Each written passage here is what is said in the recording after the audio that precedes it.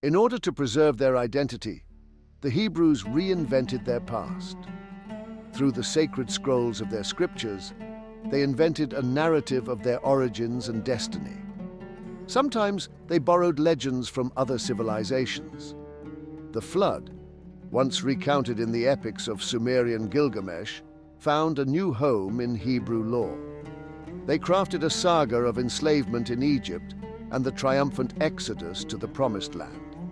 In reality, archaeological evidence tells a different story. It shows a gradual transition from an agricultural society to city kingdoms by peoples who had already lived in the region or migrated from east of the Jordan River. The Hebrew and Canaan dialects have a common origin. However, the scriptures created a people with a separate identity. In the process, they would unintentionally shape the destiny of the world. Hebrews, from the God of War. The scriptures give much attention to the forms of ritual sacrifice. For example, which animals are permitted for various sacrifices and which are not. Where the animal must be slaughtered, at the north side of the altar, and how the innards must be dispensed. Where to sprinkle the blood, where to place the head, what to do with the kidneys and liver, and how to dispose of the hide and dung. Burn them outside the camp. Enter Yahweh, the micromanager. There are laws covering the treatment of leprosy and the plague. Curiously, Yahweh does not have a cure for either. Additional laws include the sacrifices to make in the event of sickness, the buying and selling of property, the treatment of slaves, and a protocol for menstruation. The laws even dictate which animals may and may not be eaten. Forbidden animals include camels, pigs, hares, and sea fish without fins or scales. Locusts and grasshoppers are permitted. The laws determined who could and could not worship within the assembly. No one who has been emasculated may enter the assembly of the Lord. No one born of a forbidden marriage, a bastard, nor any of their descendants may enter the assembly of the Lord, not even in the 10th generation.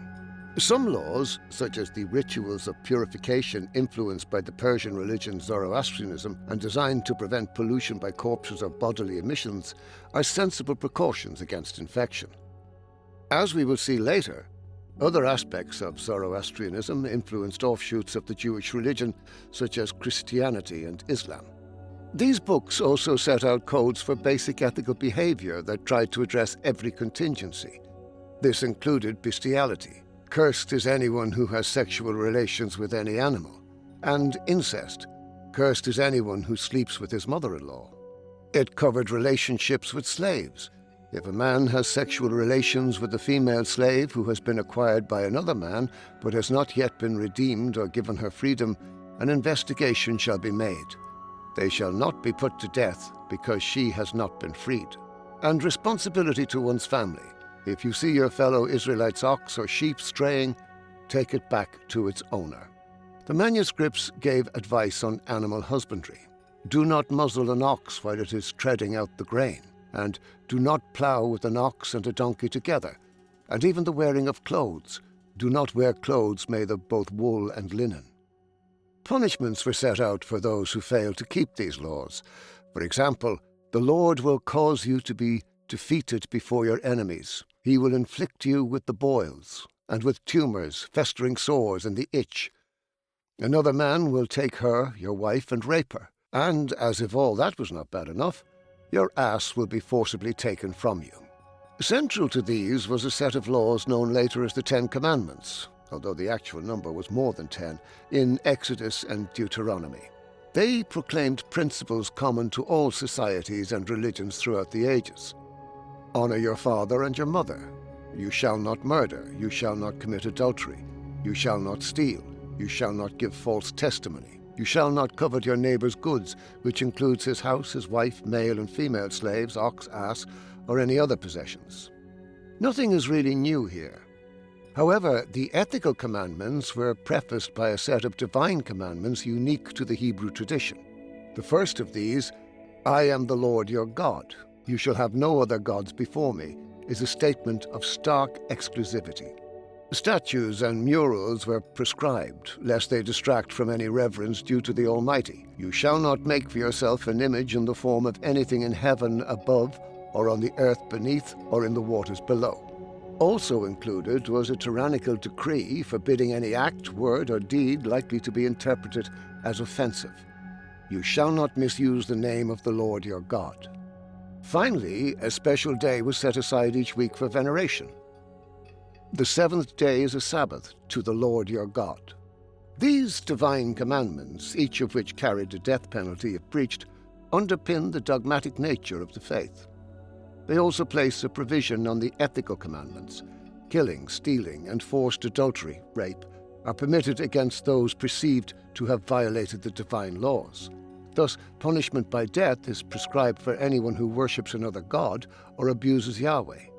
Anyone who blasphemes the name of the Lord is to be put to death. The entire assembly must stone them. The guilty may be robbed of their possessions and enslaved along with their families and descendants. The Jews used these divine commandments to torture, imprison, and slaughter their neighbors. In later centuries, the new followers of the true God, Christians and Muslims, would condemn the Jews and each other by the same laws.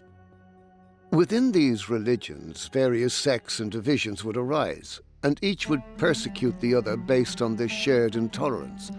The heathen, of course, would suffer at the hands of all three. Entire cultures and nations would be exterminated in the name of Yahweh, Allah, and various other aliases. Apologists have argued that these scriptures were a simple set of laws for simple people, a guideline for society in its immaturity. The implication is that humankind was not yet ready for a more sublime doctrine. However, this idea failed serious scrutiny when placed in the context of 5th century BC philosophy. The ideas of Confucius in China, Buddha in India, and nearer to home, the Greek philosophers demonstrate a level of enlightened thinking independent of the scriptures. Early writers of the Bible seemed unaware of these philosophies. Their horizon encompassed the Euphrates and the Nile, beyond which they knew little. Phrases such as, "King Solomon was greater in riches and wisdom than all the other kings of the earth," betray an ignorance of technologies and wealth exceeding their own. Far from being divinely inspired, the Tanakh reflects the preoccupations and superstitions of an insular tribe that saw the world in terms of their destiny in it. They reveled in a mythical past where violence brought them a measure of power at a provincial level and gave them a feeling of invincibility for a time. Yet for all that, they were still a subject people, and new conquerors would soon appear on the horizon.